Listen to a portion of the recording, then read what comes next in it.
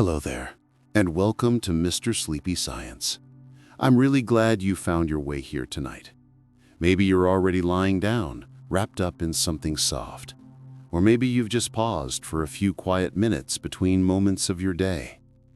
Perhaps your room is dark, or gently lit, or just bright enough to see the outline of your walls.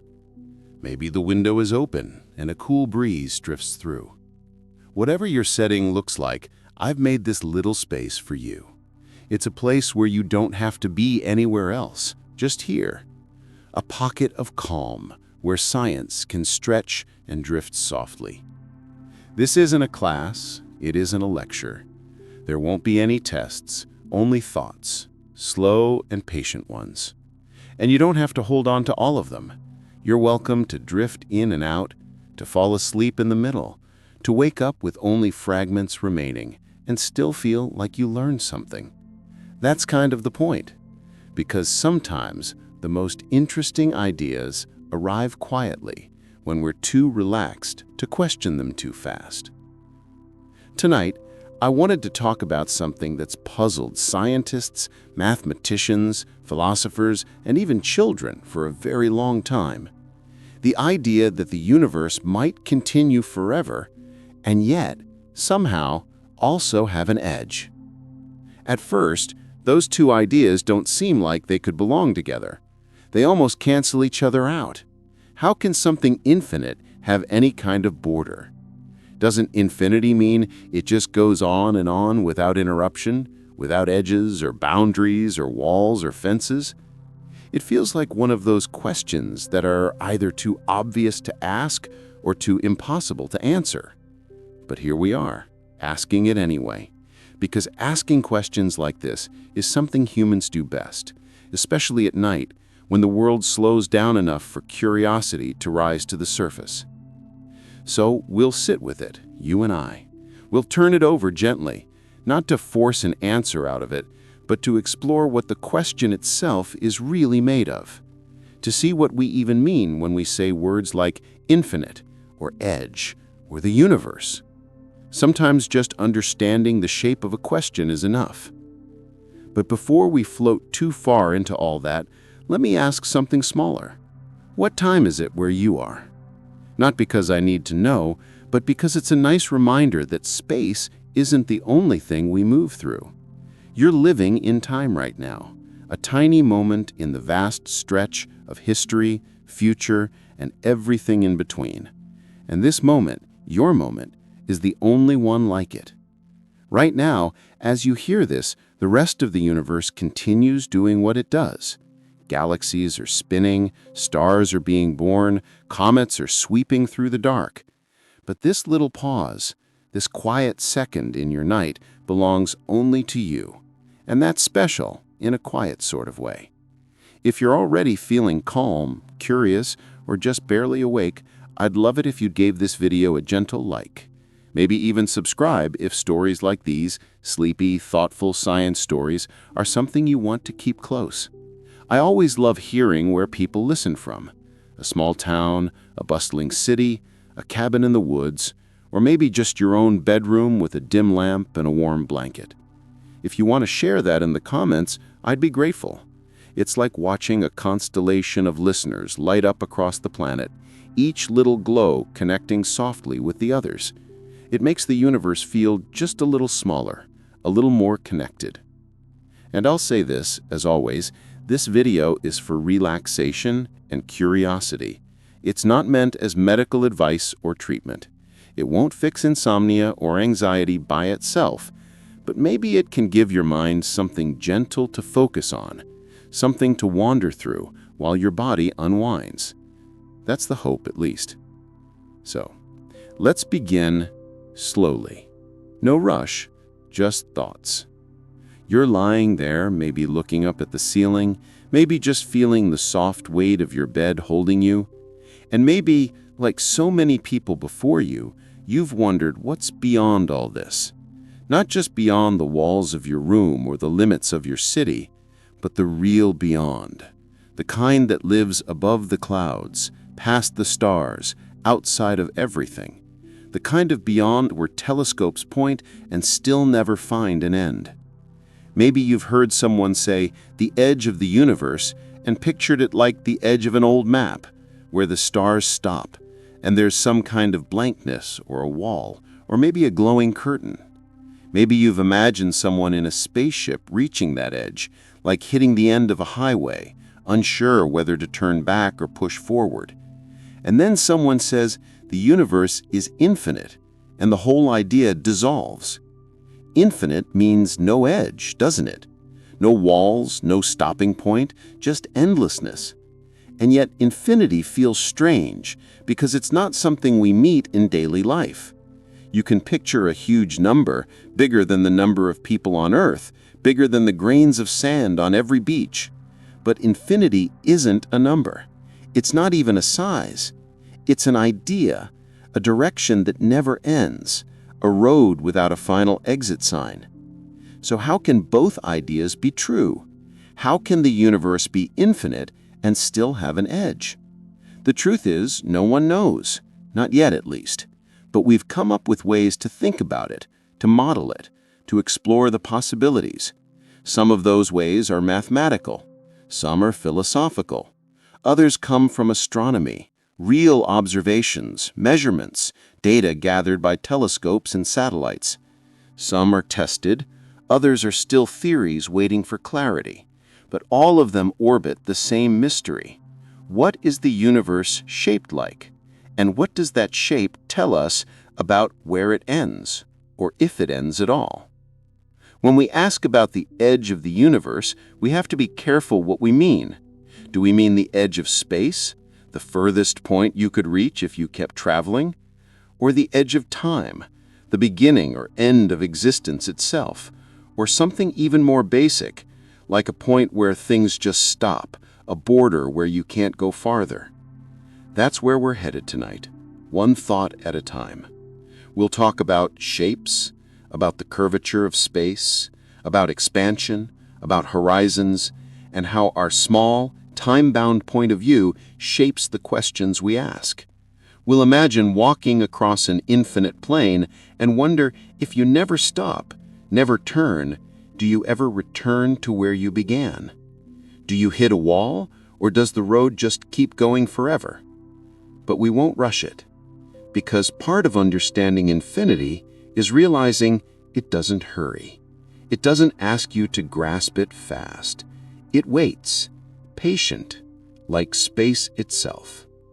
So wherever you are, whatever kind of day you've had, whatever thoughts are still echoing in your mind, let them slow down. Don't fight them. Let them drift into the background, like soft static behind the stars. Now, let's talk quietly about something unimaginably big. You can start by imagining a simple room, an ordinary one. It has walls, a ceiling, and a floor. You can stand inside it, touch its limits, sense where space stops. It's a closed, well-defined pocket. You always know when you've reached the boundary. Now take the walls away.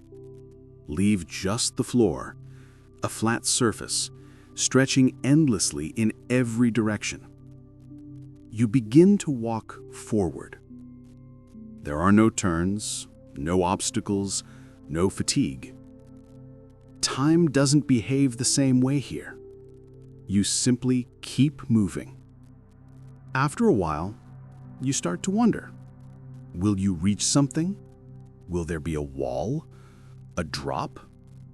Or does the floor just keep unfolding forever? And what if, after an impossible amount of walking, you find yourself back where you began without ever turning around? What would that mean? Maybe the floor loops. Maybe space curves. Maybe you've been walking on the surface of something round without realizing it. Now, zoom out.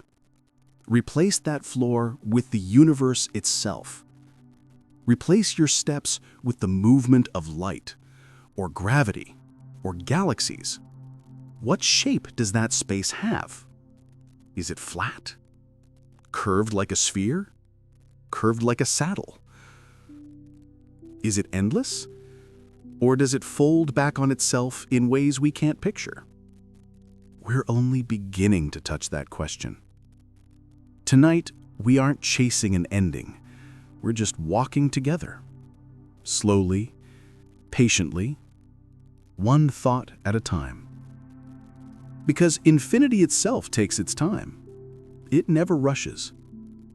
So wherever you are, however the day went, whatever fragments still hum in your mind, let them drift. Don't force silence. Let the thoughts soften into the background, like quiet static under starlight. We're going to talk now about something very, very large. Picture again that same room, the one you removed the walls from. Most of us imagine space as flat. Not flat like paper exactly, but flat in the sense that straight lines stay straight, and triangles behave the way we learned in school. On a flat surface, the three corners of a triangle always add up to 180 degrees. If you keep walking straight, you never circle back. That's flat space, the geometry we're used to, where rules stay predictable and distance works the way we expect. But the universe doesn't always behave that way, not on its grandest scales. When you start asking questions about everything, the rules start to bend. So imagine again, you're walking in a perfectly straight line across an endless plain. You never turn, you just keep stepping forward. If space is truly flat and infinite, you'll never see the same spot twice. But if space is even slightly curved, something surprising could happen. You might walk forever and eventually return from the other side, not because you turned, but because the space itself wrapped around behind you. That kind of space has a shape, even if you can't see it from within. It may not have a center or an edge, but it still has a geometry, an invisible structure that decides how paths behave and how movement unfolds. The most common comparison is the surface of a balloon. From where you stand on it, it feels flat. You can walk straight in any direction. But keep walking long enough, and you'll come back to where you started. The surface has no edge, yet it's not infinite. There's only so much area to cover. The horizon always travels with you, but you never find an end. Still, that's only a metaphor. The real universe isn't a two-dimensional skin floating on a ball. As far as we know, it has three spatial dimensions: forward and backward, left and right, up and down. If it's curved, that curve exists in a way we can't easily picture, in 4 dimensions or more. That's where imagination begins to stumble. We can describe it mathematically. We can plot graphs, write equations, simulate models on computers. But we can't truly hold the shape of the cosmos in our heads, the way we picture a globe or a circle on paper. And yet, the shape is there. It's what determines how galaxies drift, how light bends, how the earliest ripples from the Big Bang spread across the sky. The shape of stillness, the quiet form behind all motion, exists whether we notice it or not. Usually, we focus on the moving parts, the stars, the planets, the expanding clusters. But just as the calm surface of a lake shapes every ripple that passes over it, the shape of space influences everything within it. So what do we know about that shape? Not much, but more than before. Astronomers have mapped the faint afterglow of the early universe, the cosmic microwave background. It isn't light from stars. It's older than that, the leftover glow from when So what exactly do we mean when we say edge? It feels like such a simple word. Most of us learned it when we were small. The edge of a table, the edge of a page, the edge of a cliff. It's where one thing stops and something else begins, usually air, nothing, or a fall. Edges are clean and clear. Inside the line is the object. Outside is not.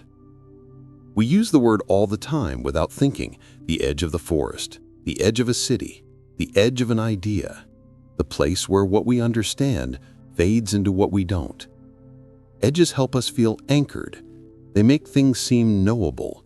They separate what's contained from what isn't. But when we ask if the universe has an edge, the question changes completely.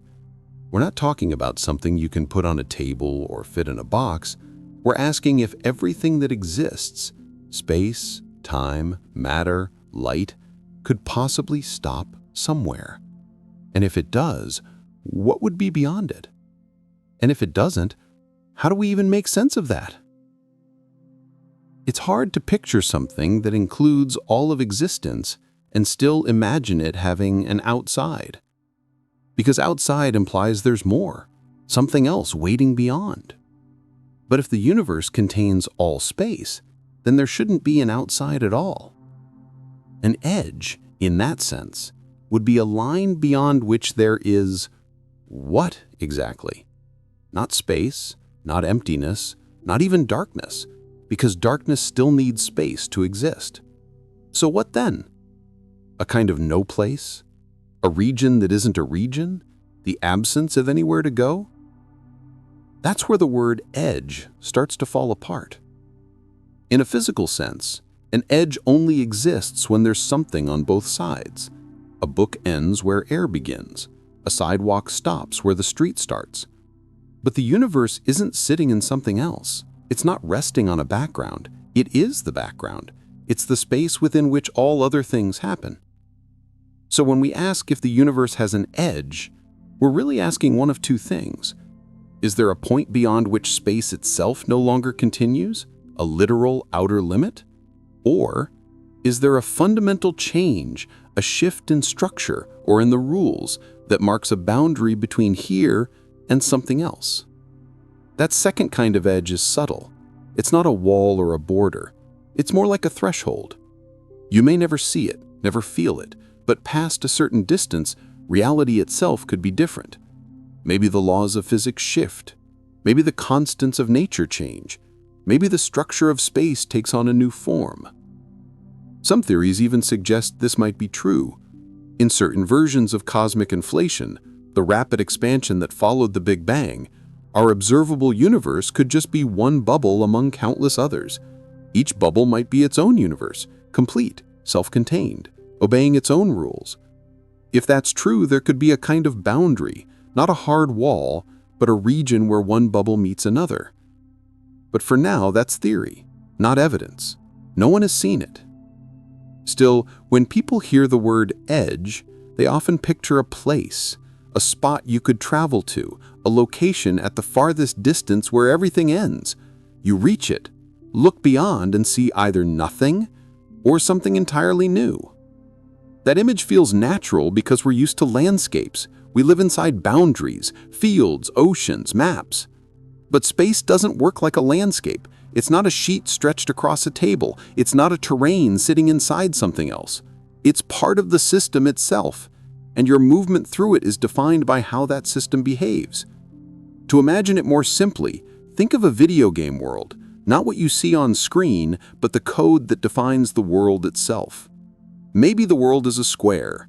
Walk too far, and you hit an invisible wall. That's one kind of edge, the hard limit of the system. Nothing exists past it, not even in theory. Or maybe the world loops. Walk east long enough, and you reappear from the west. That's another kind of edge, an edge that connects to itself. You never hit a wall, you just repeat. It's not infinite, but it's endless in experience. Or maybe the game world expands as you explore. It creates new space dynamically. From inside, it feels infinite, but from outside, from the perspective of the program, it's still limited. It only exists where it's been rendered. Now bring that idea back to the universe. We don't know which version we live in. Is it closed, looping like a sphere? Is it open, stretching forever? Or Is it a system that continuously generates new space as it expands? What we do know is that from our perspective, there's no visible barrier. Light reaches us from billions of light years away. Space stretches in all directions as far as we can measure. Yet even our measurements have limits. The speed of light sets a horizon, a maximum distance from which we can receive information. Not because there's an edge there, but because light from beyond hasn't had time to arrive. That invisible boundary is called the observable universe. It's a horizon, not a wall. It's like standing in fog. You can only see so far, but that doesn't mean the world stops where your vision ends. Beyond the fog, things continue. You just can't see them. That's an important distinction. The horizon we talk about isn't a barrier. It's a limit created by time and light. The universe might extend far past it, or it might not. We simply don't know.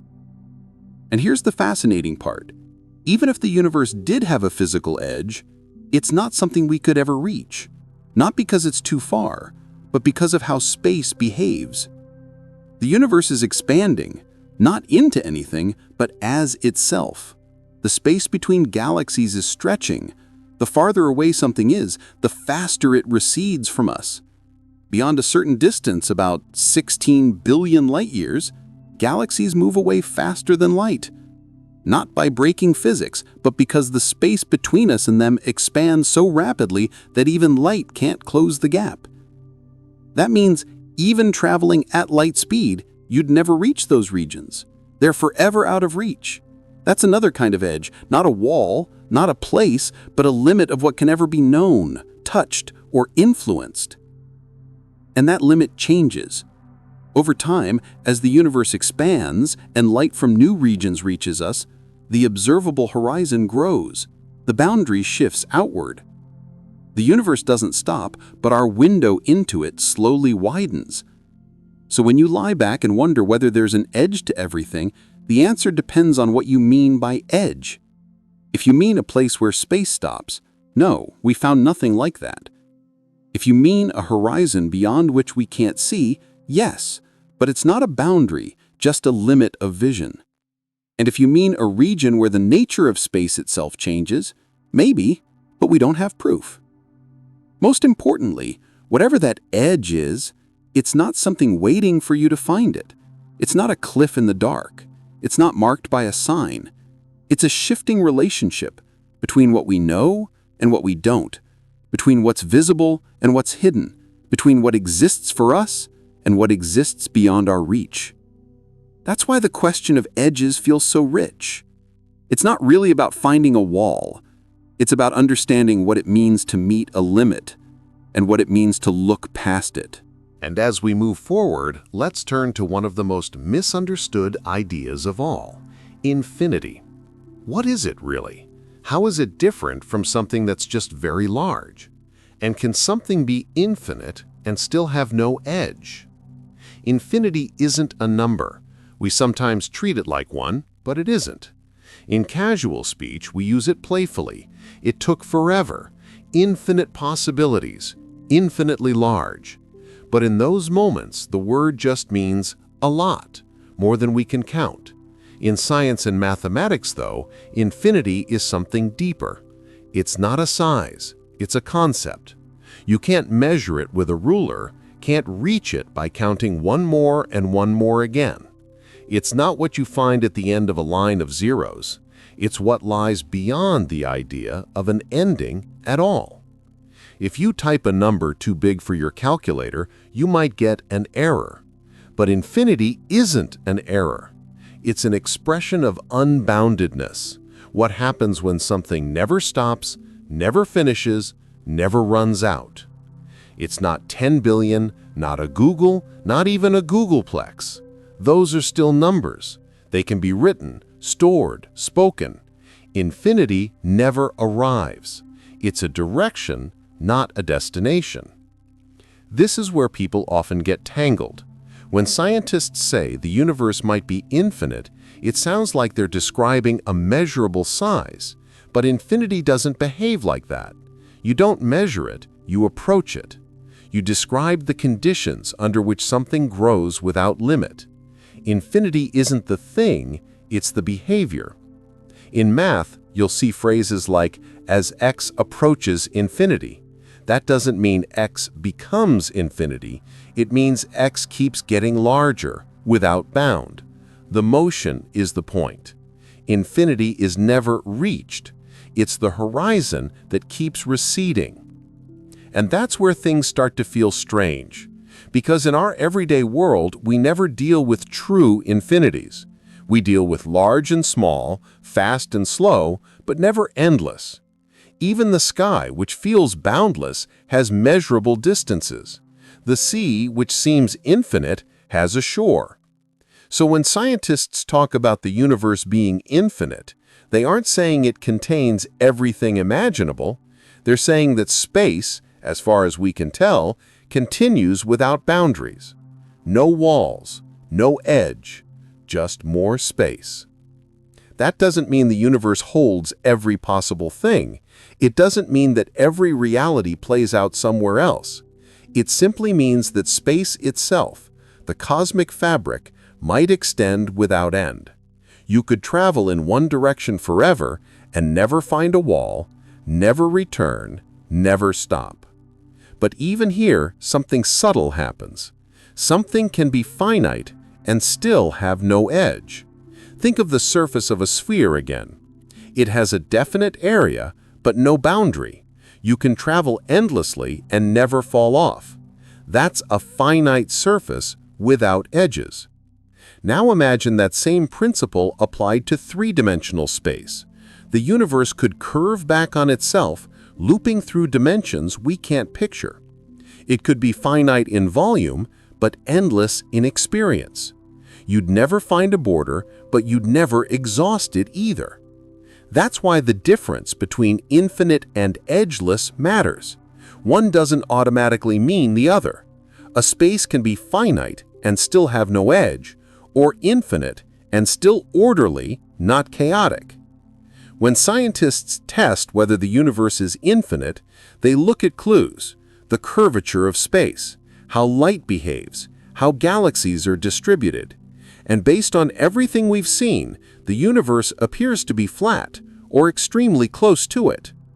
If it's perfectly flat and doesn't loop back on itself, then it might truly be infinite.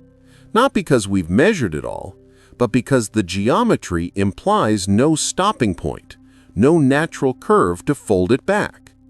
But still, our vision is limited. The observable universe stretches about 93 billion light-years across. That number sounds vast, but it's just what we can see, not the whole thing.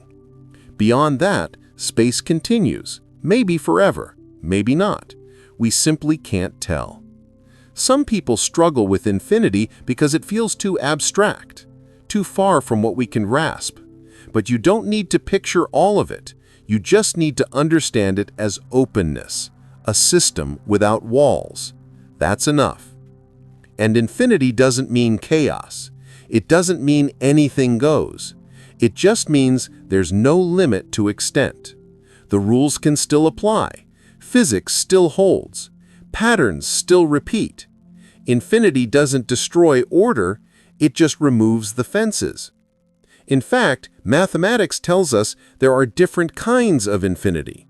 That might sound impossible, but it's true. The set of whole numbers, 1, 2, 3, 4, is infinite. But the set of real numbers between 0 and 1 is also infinite and somehow larger. There are more real numbers than whole numbers, even though they both go on forever. Different infinities, different scales of the unbounded.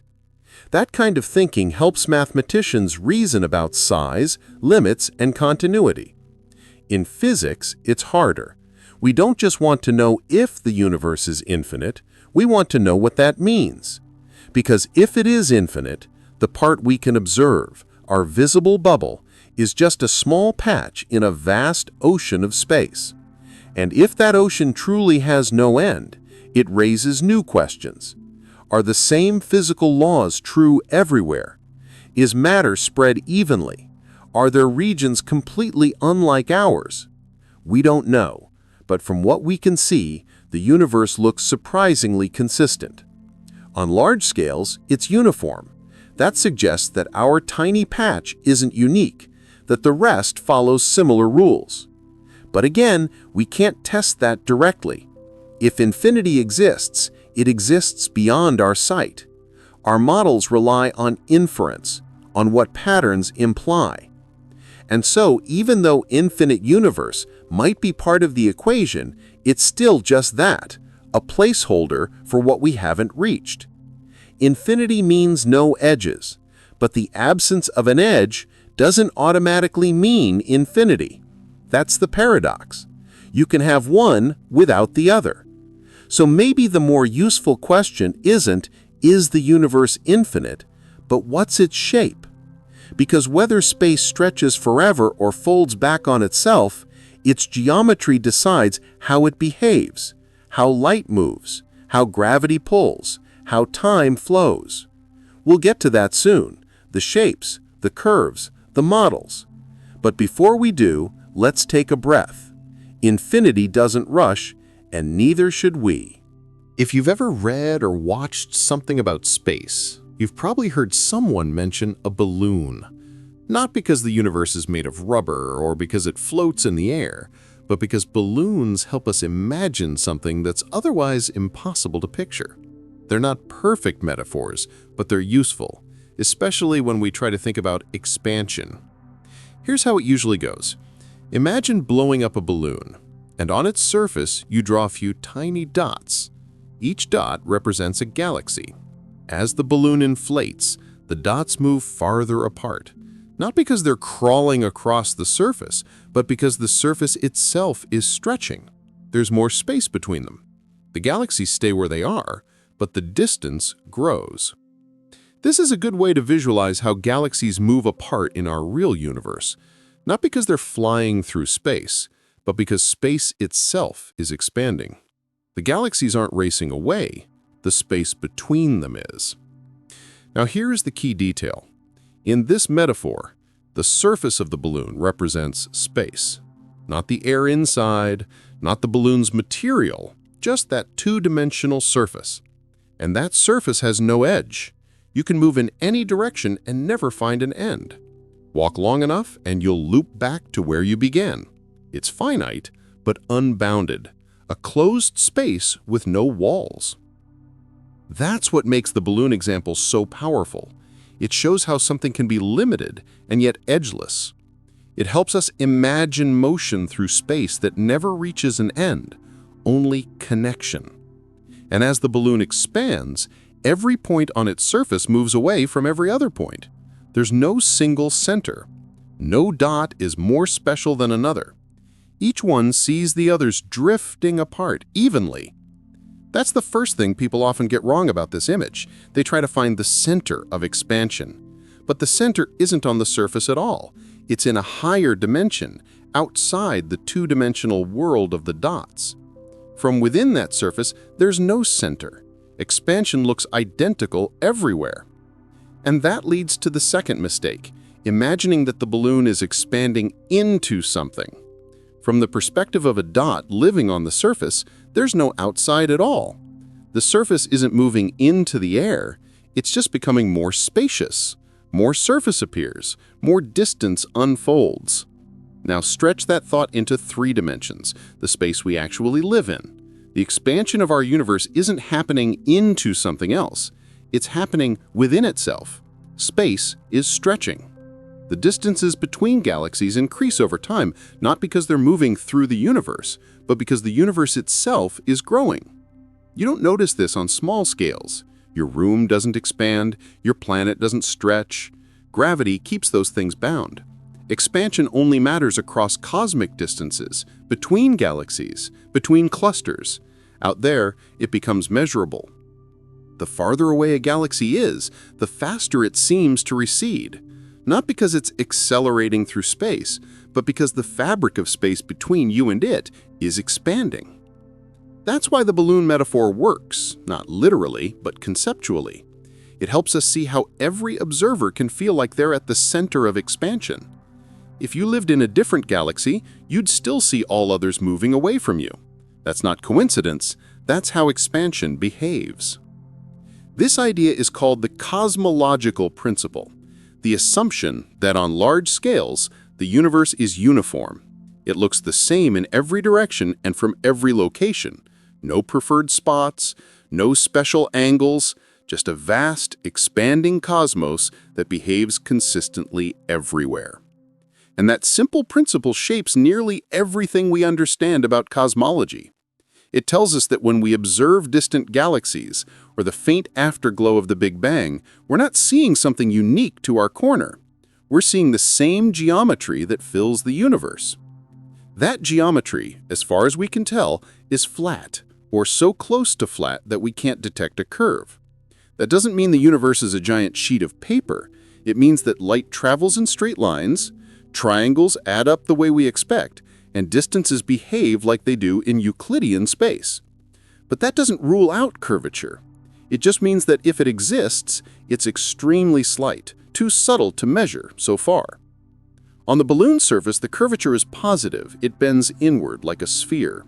A saddle shape, on the other hand, is negative curvature, bending outward. Our universe seems to sit somewhere near the middle, close enough to flat that, across billions of light years, no looping or distortion appears. Still, the balloon is just a model.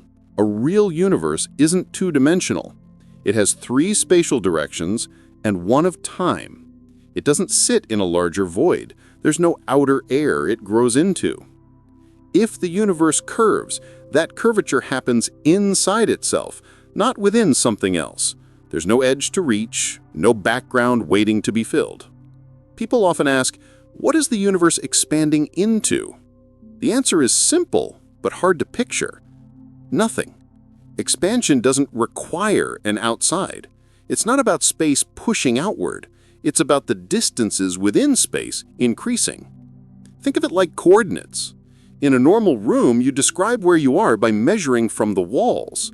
But in space, there are no walls, only relationships. The expansion stretches those relationships. The grid itself grows. That's why the balloon works best when you think of it on the surface, not inside it. A being living on that two-dimensional world would never find an edge. They'd never see the center. They'd just notice all other points moving away in every direction. Now apply that logic to the universe we live in. Every galaxy, no matter where it is, sees all others moving away. The expansion looks the same from every point. And that's the beauty of it. No center, no edge, no favored view. Just an endless, self-contained system growing quietly in all directions. The more we understand this, the more the question of what lies beyond starts to lose its grip. Because in a universe like this, beyond might not exist at all. Expansion doesn't mean escape. It means change in scale, in distance, in time. That's the strange comfort of cosmology.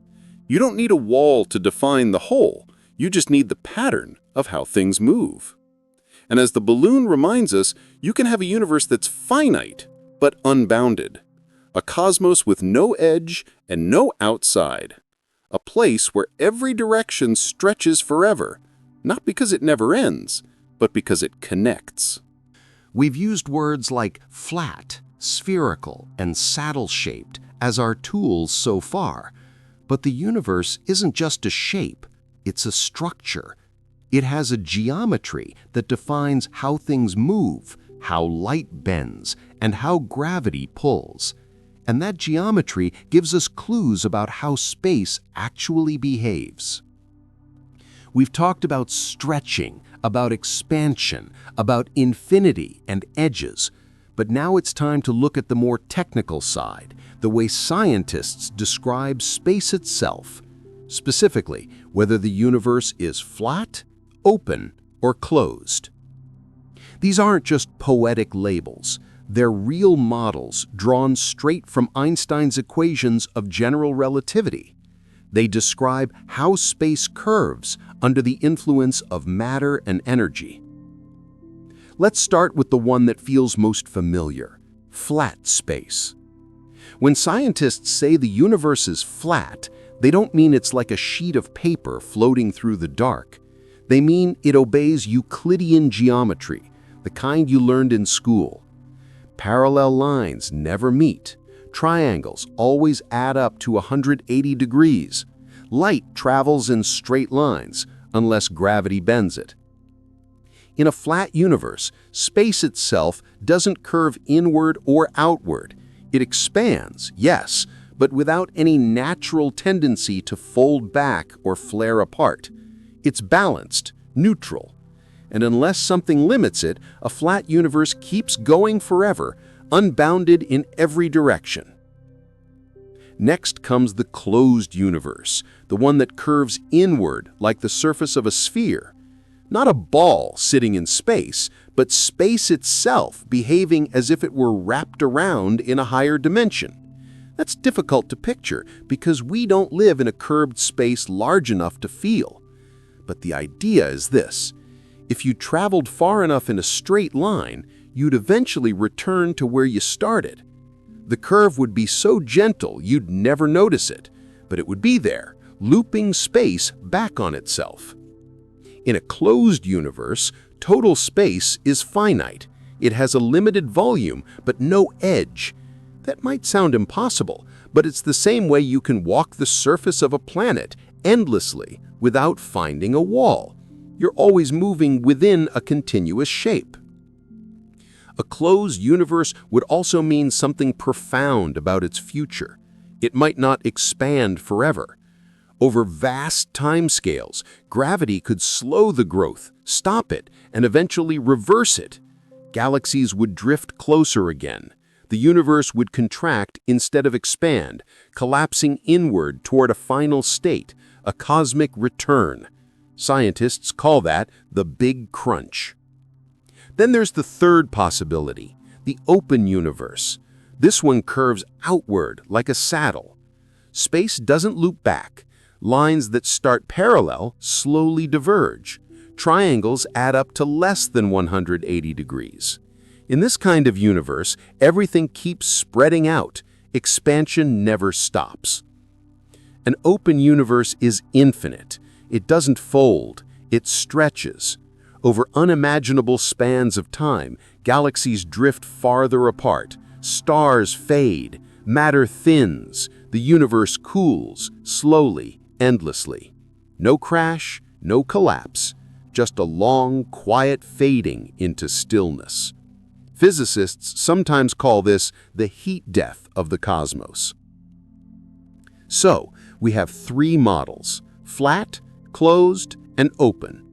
Each one describes a different way the universe might be shaped, and each one implies a different story for its past and future. These models come directly from general relativity, from how matter and energy curve space-time. The shape of the universe isn't random. It depends on one thing: density. Not just the density of visible matter, stars and planets, but of everything: dark matter, radiation, and most importantly, dark energy. There's a critical value, a cosmic tipping point. If the total energy density of the universe equals that critical value, space is flat. If the density is higher, space curves inward, closed. If it's lower, space curves outward, open. So how do we know which one we live in? We measure. We look at the cosmic microwave background, the faint glow left over from the early universe. We study how tiny ripples in that ancient light spread across the sky. The patterns tell us how space bends, not just nearby, but across billions of light years. We also observe how galaxies are arranged, how distant supernovae fade, how gravity bends light from objects behind it. And everything so far points toward one answer: the universe appears flat. Or at least so close to flat that we can't tell the difference. If it's curved, the curve is too gentle for our instruments to detect. That doesn't mean it's infinite for sure. It just means that, for now, from where we stand, it behaves as if it were. And yet, flat doesn't mean simple. A flat universe can still expand, it can still accelerate, it can still evolve, forming galaxies, stars, black holes, and life. Flatness describes the background, not the contents. And those contents are strange. Dark energy, for instance, makes up the majority of the universe's energy budget. We don't know what it is, but we know what it does. It causes expansion to accelerate. It doesn't curve space, but it changes destiny. In a flat universe filled with dark energy, expansion will never stop. Gravity won't win. Galaxies will keep drifting apart. Over trillions of years, they'll vanish beyond view. The night sky will fade until only our local cluster remains. Stars will die, black holes will evaporate, and eventually, only empty space will stretch on, cold and quiet. So, when people ask, is the universe flat, open, or closed, the answer, right now, is flat. But that answer comes with uncertainty, with margins of error, with assumptions we're still testing. The question isn't finished. It's part of a much larger search, the search for the true shape of everything. But here's what's remarkable. No matter which shape turns out to be right, none of them require an edge. Flat space doesn't stop, open space doesn't stop, closed space loops, but none of them end in a wall. That's one of the quietest truths in cosmology, the idea that the universe might not stop anywhere. Whether it's infinite or looping, expanding or fading, the equations never draw a border. There's no end of space built into the math. So maybe that's where we should begin to think differently. Instead of asking where the universe stops, we might ask what kind of space it really is. Because once we understand that, its curvature, its connection, its rules, then we can finally understand what it means to move, to look, and to exist inside it. And now that we've seen how space might curve inward, outward, or not at all, there's a natural next question to ask. If a universe can be finite, but still have no edges, then how does that work? How can something be limited in size and yet boundless? Earlier, we talked about the surface of a balloon, not as a perfect model, but as a helpful one. It shows how something can be complete, self-contained, and without borders. But it still leaves a mystery. How can a thing be finite and still never end? At first, that sounds like a contradiction. We're used to things having edges, walls, corners, frames. Rooms have walls, pages have margins. Even oceans, which seem endless, are held by the curve of the earth. But not everything follows that rule. Mathematically, it's entirely possible for something to have a finite size and no boundary at all. You can move through it forever without falling off. Yet the total space you're moving through remains limited. That's what we mean when we say boundless but finite. And that kind of space might describe the very shape of our universe. To picture it, start simple, with a circle, a perfect loop drawn on a flat surface. The line itself has a measurable length, a circumference, but it has no end point. If you start anywhere and move forward, you'll return to your beginning without ever stopping or turning. That's a one-dimensional example of something finite but unbounded. Now move one step up. Imagine the surface of a sphere, like the Earth. Not the interior, just the surface itself. It's two-dimensional. You can travel north, south, east, or west. You'll never find an edge, but the area is still finite. You can go around forever, but you'll always be moving within a defined total. Now take one more leap of imagination. Picture a three-dimensional version of that idea, a space that curves back on itself in all directions. It doesn't need an outside. It's self-contained. You could fly straight in any direction, and after an unimaginable journey, return to where you started. That's what a finite but unbounded universe could be. It's not infinite in volume, but it has no wall, no border, no outer layer. It's complete and continuous. Of course, that's not something we can picture easily. Our minds aren't built for higher dimensional geometry. We can imagine surfaces, curves, loops, but we can't quite hold the shape of a universe that curves within itself. Still, physics doesn't care whether we can draw it. It only asks whether the equations describe what we observe. And the observations fit this idea surprisingly well. We don't see any wall. We don't see repeated patterns that would suggest a small looping universe. But we also don't see evidence that space must go on forever.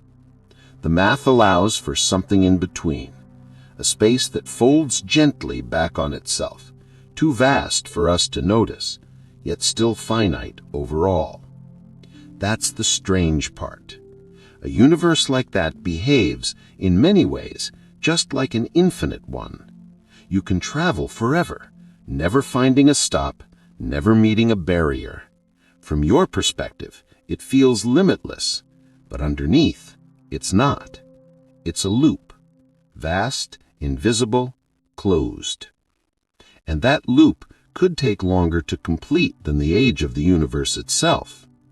If that's true, we'd never know it directly. We'd never travel far enough or wait long enough to return to where we began.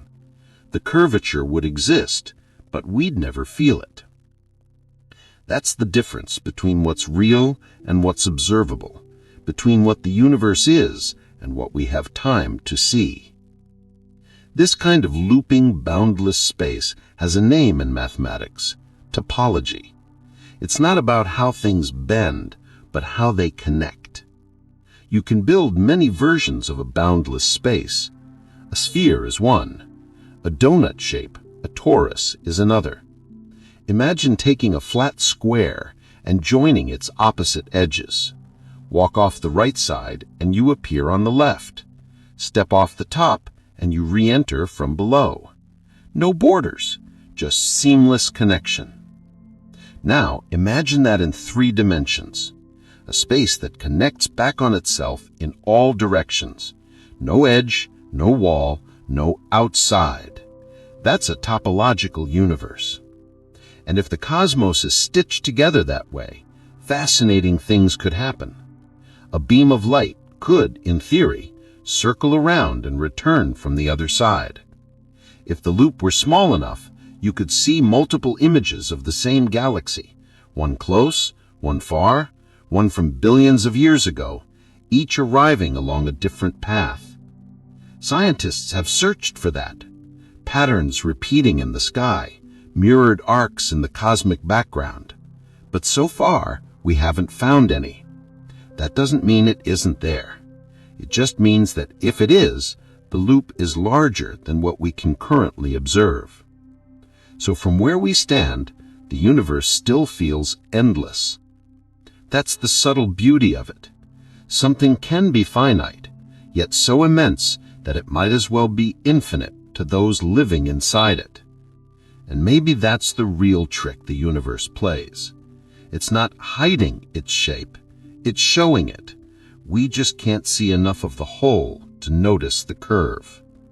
What feels like infinity could simply be completeness, space that connects rather than ends. And if that's true, then edges lose their meaning entirely. A universe without walls isn't lacking something. It's defined by that absence. It doesn't need a boundary to be whole. Because the limit isn't out there. It's built into the structure itself. The way distances behave, the way paths loop, the way everything connects.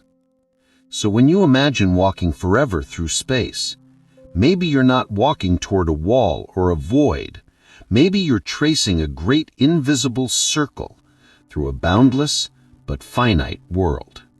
one that holds everything inside, including you. Or if space truly had an edge, where would it be? You could ask the question another way. How far would you have to go to reach the end of the universe? What would you find when you got there? A barrier? A wall? Or nothing at all?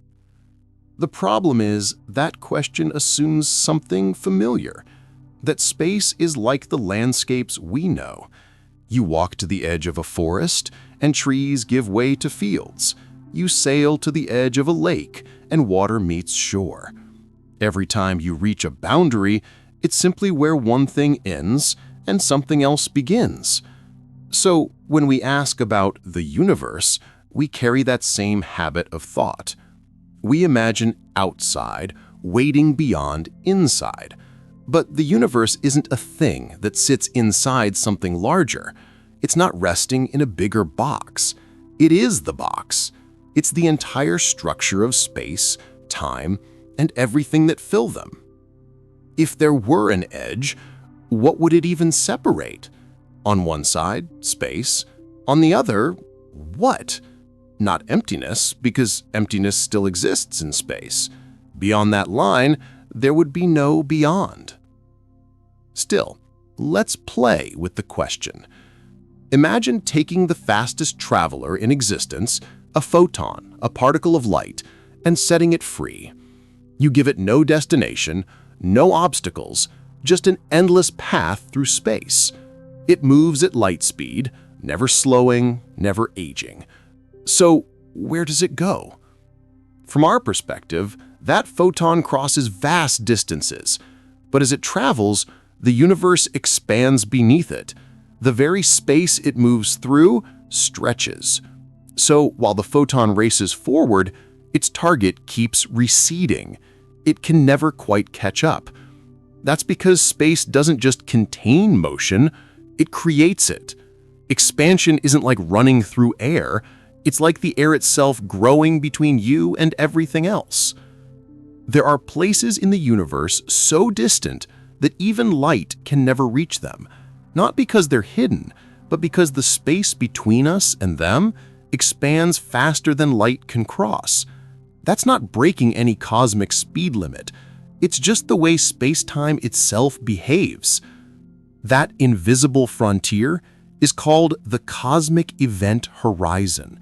It's not a wall, it's not a location, it's a limit, one defined by motion and time. Beyond it, events happen that we can never witness because their light will never reach us. So we already live inside one kind of edge, a horizon not of matter, but of knowability. And that horizon isn't fixed. It shifts as the universe ages. As light from more distant regions finally arrives, our sphere of knowledge grows. The observable universe expands not because space ends farther away now, but because we've had more time to see. Still, there's always a boundary, moving outward as time passes. Beyond it lies everything we'll never touch or influence. If you were to chase that edge, if you could somehow follow that photon, it wouldn't stop at a wall, it wouldn't fall off, it would just keep going, always forward, always into more space. From its point of view, though, something even stranger happens. A photon doesn't experience time.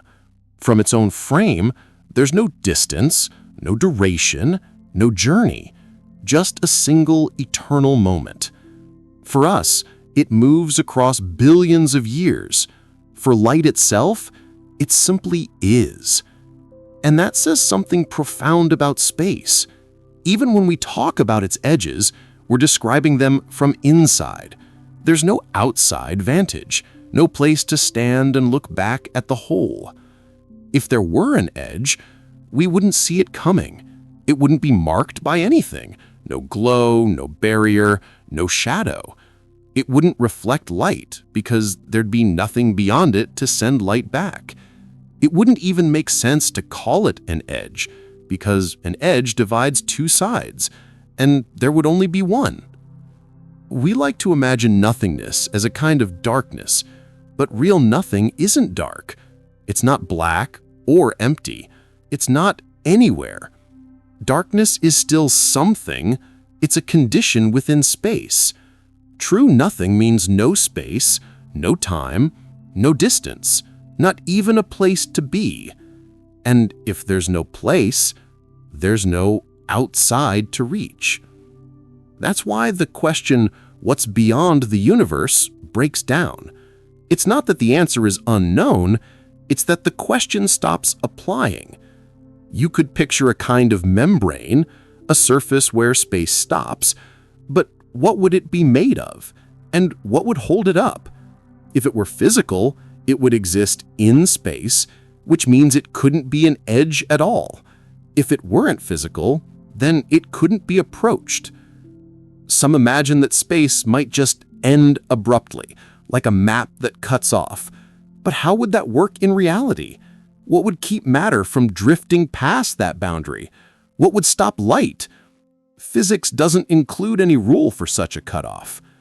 So instead, scientists focus on a different kind of limit, the observable universe, the part of space from which light has had time to reach us since the Big Bang.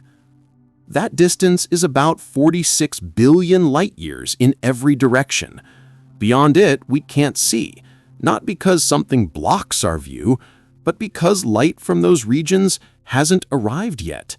It's not darkness out there, it's delay. That's the only real edge we know, the edge of what's visible, not the edge of what exists. And that's a humbling idea, because it means the universe doesn't stop where our sight stops. It keeps going, perhaps forever, perhaps looping, perhaps changing in ways we can't yet imagine. The true edge, if it exists, isn't a place we could ever stand upon. It's a relationship, a limit between what can touch us and what will never will. And that kind of edge isn't something we reach, it's something we live inside. Space expands, not like a balloon bursting or a wave crashing outward or an explosion tearing through the air. It doesn't move violently. It doesn't roar. It simply stretches, steadily, quietly, endlessly. The expansion of space isn't motion through something. It's space itself becoming more. More distance between galaxies, more room for light to travel, more scale to the universe as a whole. Expansion isn't about momentum, it's about geometry changing. It began about 13.8 billion years ago, not from a point in space, but from a state of space itself, dense, hot, uniform.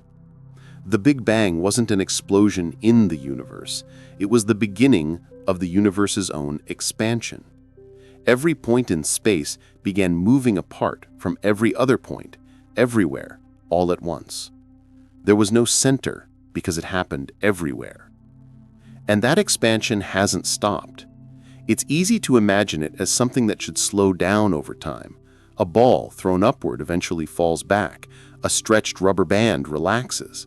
So we might expect the same from the universe, a gradual deceleration.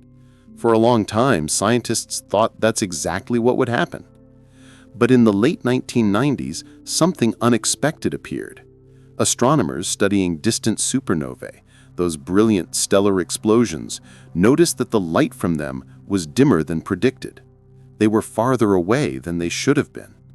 The only explanation that fit was astonishing. The expansion of the universe was speeding up. Something invisible was pushing space to stretch faster with time.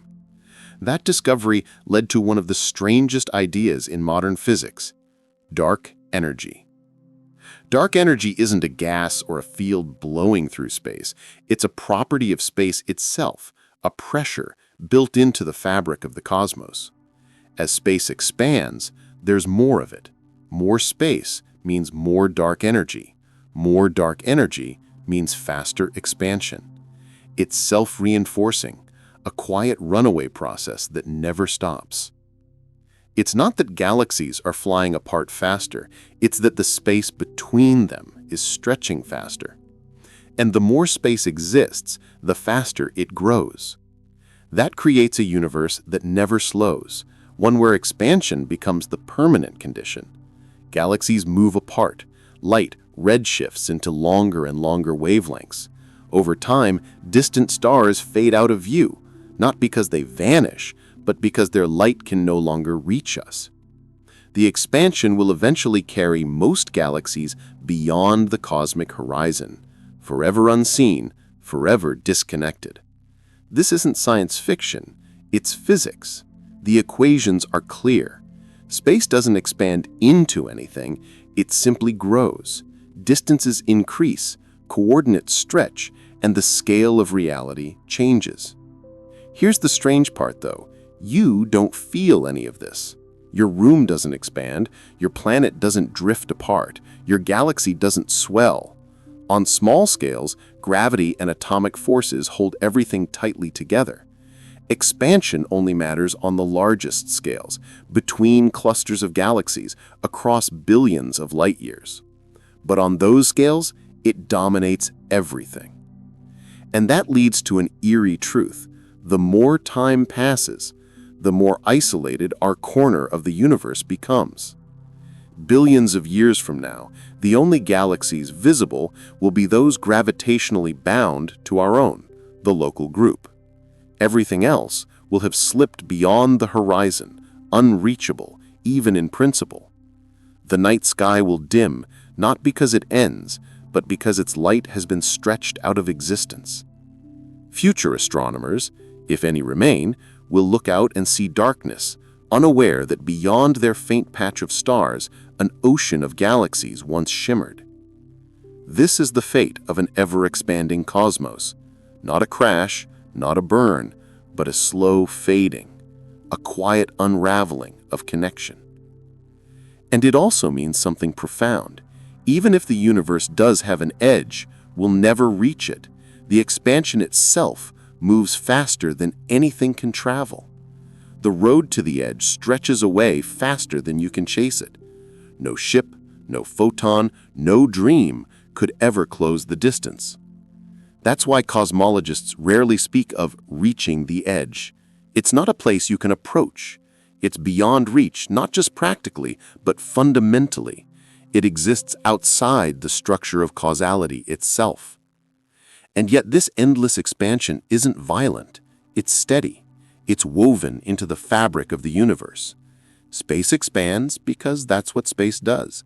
It's not being pulled.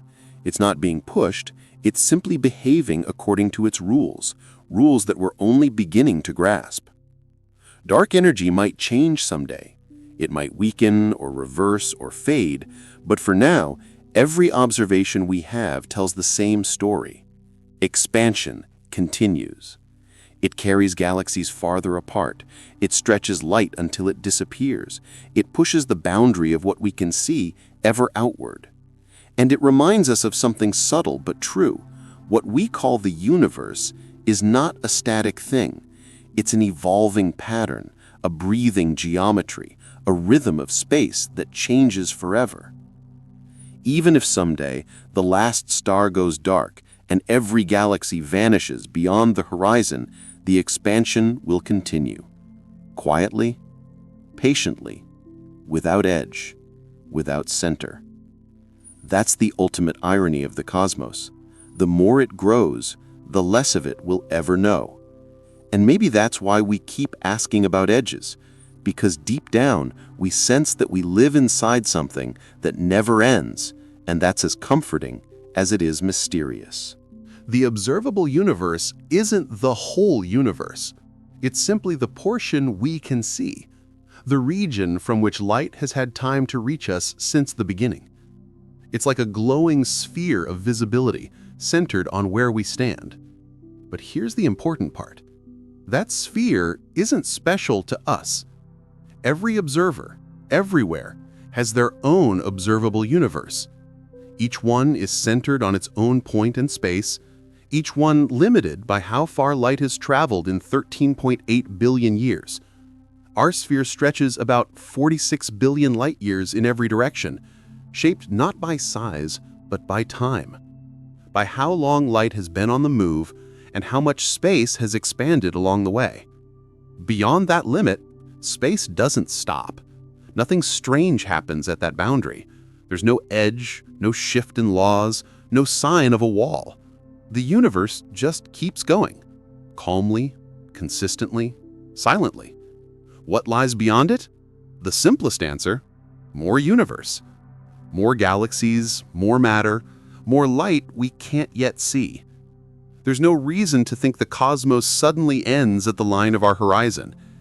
Every piece of evidence we have, every measurement of cosmic background radiation, every map of distant galaxies, suggests that the same structure continues beyond sight. We assume this because it fits the pattern. The universe looks uniform on large scales. Its laws seem steady. Stopping the pattern at some invisible border would make no physical sense. Still, that assumption isn't proof. We can't test what lies beyond. We can only infer. Our models, even the ones that suggest infinity, are still based entirely on what we can observe. And what we can observe is just a fraction of everything. If the universe is infinite, then what we see is a small patch, a single bubble of awareness in a boundless sea of galaxies. Zoom out far enough, and our entire visible cosmos becomes just a speck, one point in an endless pattern. But if the universe is finite, if it loops or folds or curves, then our observable portion might still be tiny compared to the whole. In that case, we're still inside something larger, still surrounded by what we can't reach. Either way, our horizon marks a boundary, not of existence, but of knowledge. A soft limit between what's known and what forever remains unseen. That's the edge that really matters, the one drawn not by space, but by time. Because light can only travel so far, and because space itself stretches as it goes, there will always be a distance beyond which we can never receive information. That's what physicists call being causally disconnected.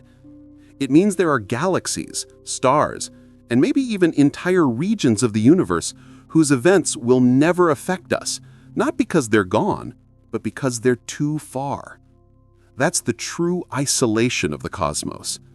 There are galaxies whose light will never reach Earth, no matter how long we wait, not because they're hidden behind dust, not because they're faint, but because the space between us expands faster than light can cross.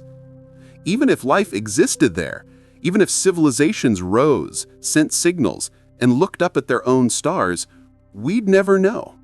Not because we didn't look, but because the rules of the universe don't allow us to connect. That's the quiet side of infinity. It's not empty, it's unreachable. But even that boundary teaches us something. By studying what we can see, by measuring the background glow of the early universe, by mapping galaxies, by observing how matter clumps and spreads, we can infer what the rest might look like. And so far, everything points to this. The universe beyond what we can see probably looks much like what we do see. Same physics, same structure, same quiet, repeating patterns of light and dark. That's the simplest interpretation, and it's why most cosmological models assume uniformity beyond our horizon. But the truth is, we don't know. Beyond the edge of visibility, space could twist, warp, or even break into regions unlike anything familiar. It could change laws, shift dimensions, or simply stop existing. We can't test it. We can't measure it. We can only imagine it. And that's what makes the question of what lies beyond both haunting and beautiful. It reminds us that there are limits, not practical ones, but built-in ones. Limits written into the fabric of space and time themselves. There will always be things we'll never see, not because we lack the technology, but because we live inside a cosmic horizon that no effort can cross. And yet that limitation doesn't make the universe smaller. If anything, it makes it more mysterious, because it tells us that the unknown isn't an empty place waiting to be filled. It's an infinite depth that surrounds us everywhere, even now. We exist in a pocket of the knowable, a bright bubble of understanding, floating in an ocean of the unseen. And maybe that's enough. To look out, to listen, to wonder, to glimpse the edges of what can be known, and accept that the rest is silence. Could there be other pockets of space beyond our own? Regions where cosmic inflation ended at different times, where the laws of physics took on other forms, where even the number of dimensions might not be the same? That's the question behind one of the most fascinating ideas in modern cosmology, the multiverse.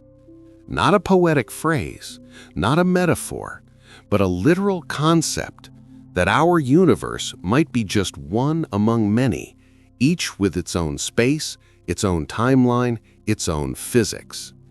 In this view, what we call the universe is only one bubble in a vast cosmic foam, a self-contained region that expanded, cooled, and formed structure, while countless others did the same in their own disconnected realms.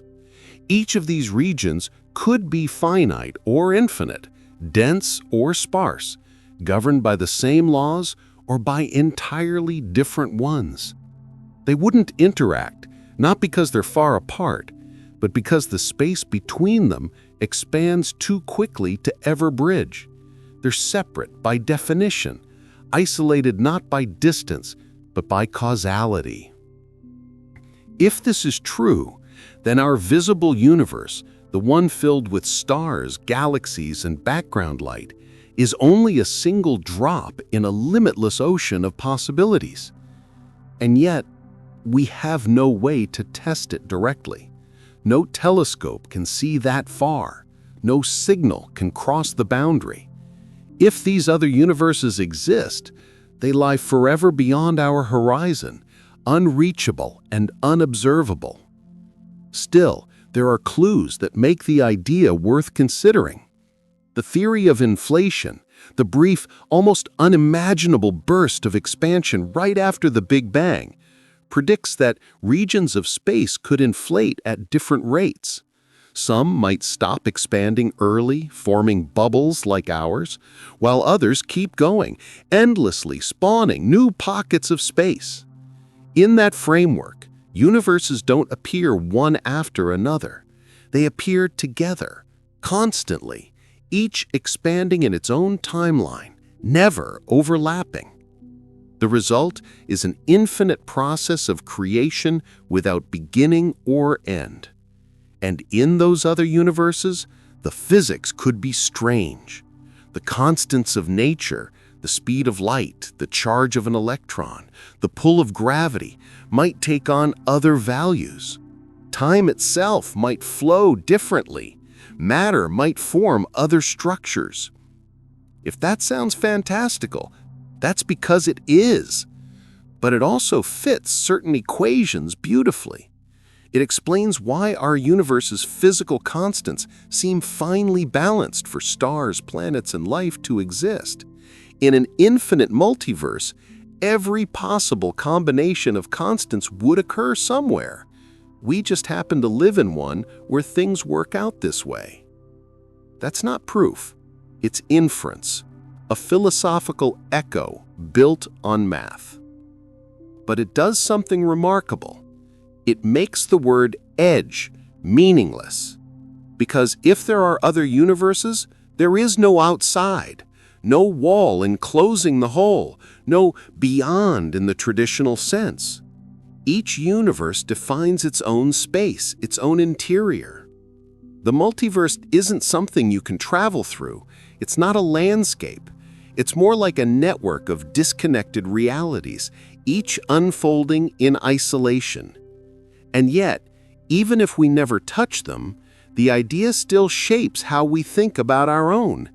It reminds us that what we see might not be all there is, that even the cosmos itself could be part of something larger, something that doesn't need a boundary to be infinite.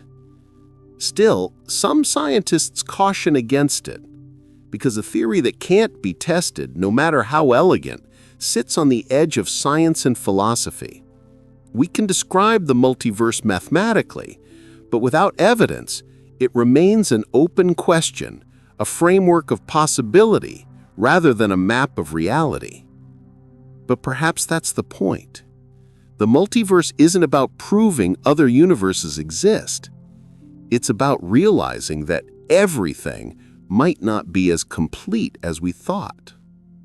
Even if space beyond our view looks just like ours, same galaxies, same radiation, same laws, it still reminds us how small our window is.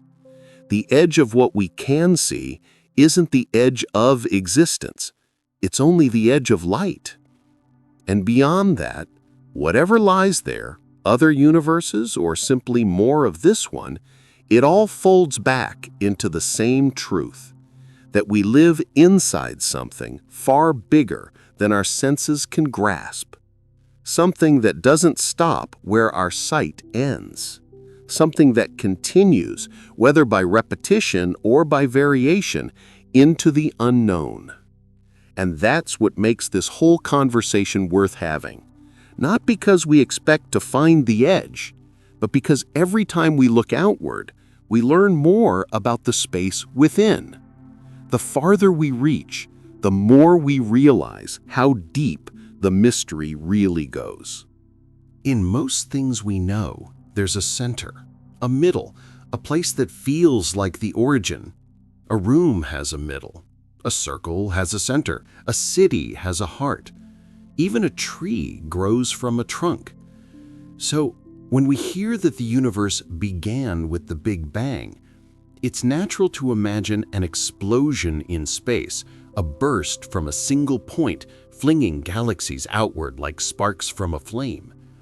But that picture, while intuitive, isn't right. Not because it's too simple, but because it assumes the universe exists inside something. The Big Bang wasn't an explosion in space. It was an expansion of space. It didn't happen at one spot. It happened everywhere. Everywhere that space exists now. The fabric of the universe itself began stretching, carrying matter and light with it. There was no center because there was no outside. Space itself was created in that moment, not filled, but formed.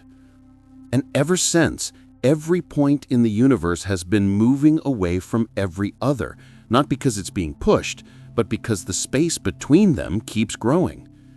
That's why from Earth, we see galaxies moving away in all directions.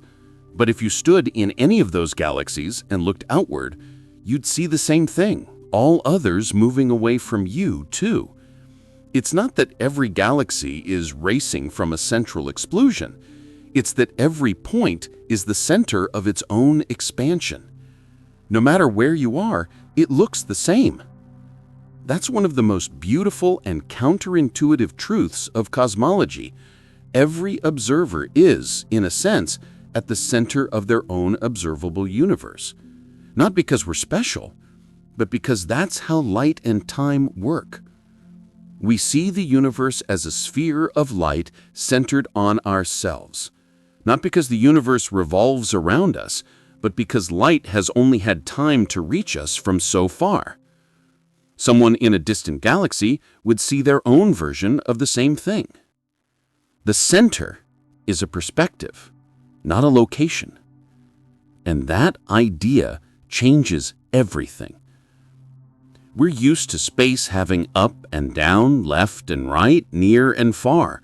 We're used to time flowing one way, past behind us, future ahead. But on the scale of the cosmos, those ideas break down. There's no up in space, no down, no fixed frame of reference. Movement becomes relative. Time becomes a coordinate, not a river.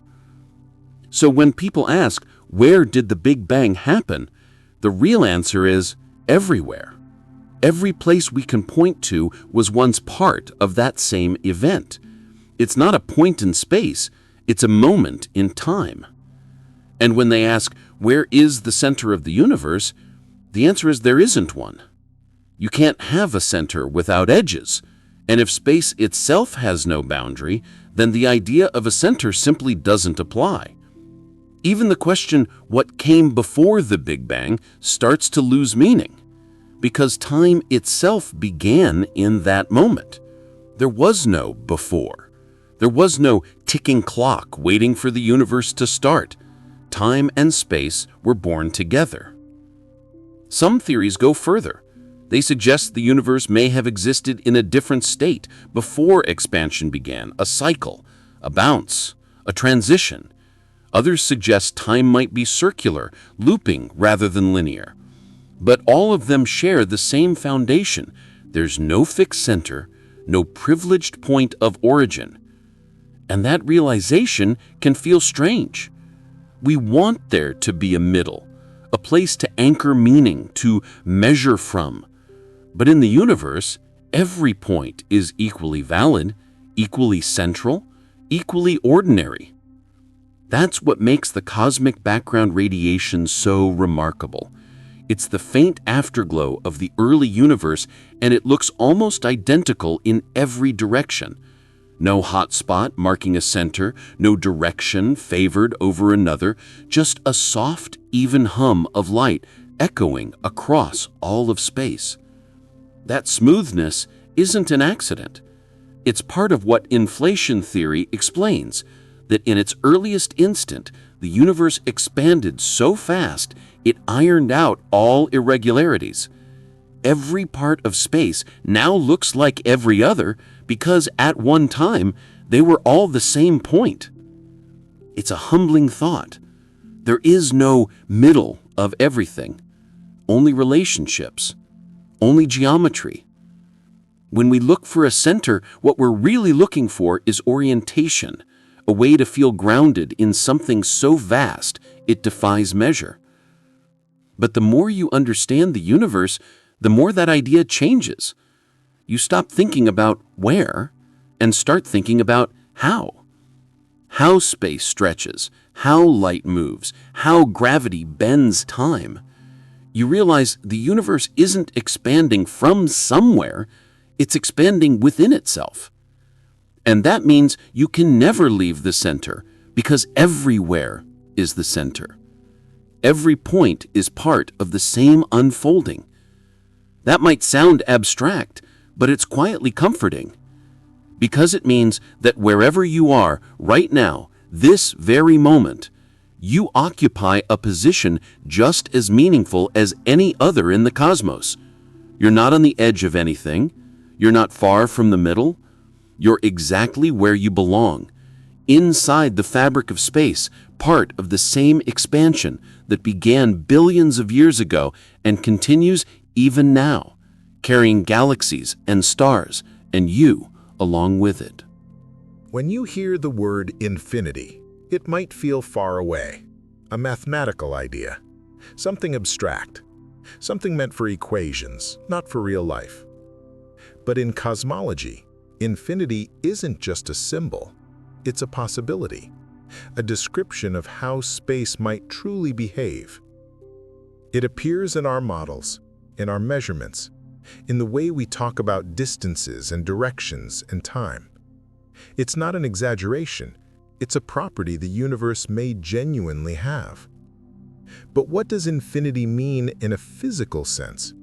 Not as a concept, but as something you could exist within. Try to imagine it. You stand still, and in every direction, above, below, around, space continues. Not for a while, not until a border, but endlessly.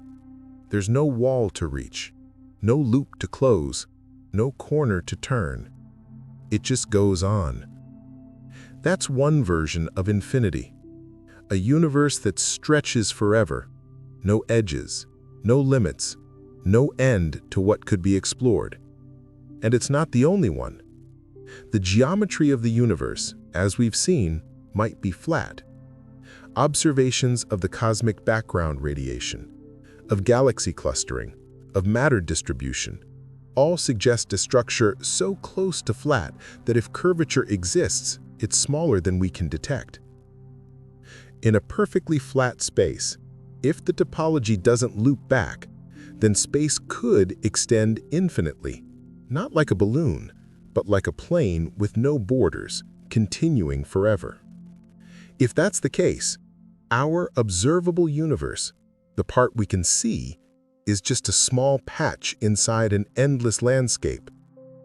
We're surrounded by galaxies, stars, and light, but beyond that glowing sphere of visibility lies more of the same.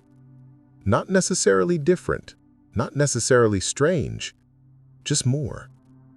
And that more is where infinity stops being an abstraction. Because in an infinite space, direction has no end. Distance has no final number. You could travel in a straight line forever, never finding a wall, never coming back, never stopping. And still every step would only take you farther into the same vastness. You'd never see infinity itself. Your vision would always be limited by light, by time, by expansion. But infinity isn't something to see. It's something that defines the background of everything else. And here's where things get even stranger. In an infinite universe, the number of galaxies is uncountable. Not just too large to write down, but literally without limit. The number of stars, the number of planets, even the number of possible patterns of matter, all without end.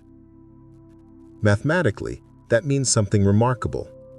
If there are infinite combinations of particles and only a finite number of ways those particles can arrange themselves, then some arrangements will repeat.